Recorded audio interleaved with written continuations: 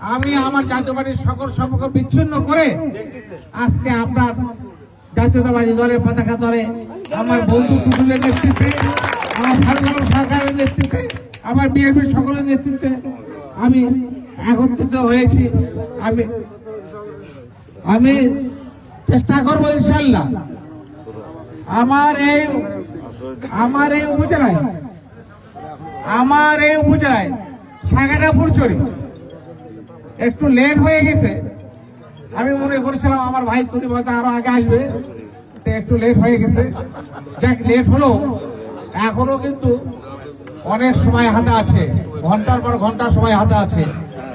আর আমার ভক্ত যারা সাগাটা ফুলচুরি মানুষ যখন এই মেসেজটা পাবে, এই ছবিটা যারা দেখবে, আমি মনে করি তারা সকল তার ছিন্ন করে, সকল বাধা অতিক্রম করে তারা জাতীয়তাবাদী দল ধানের শীষে ভোট দেওয়ার জন্য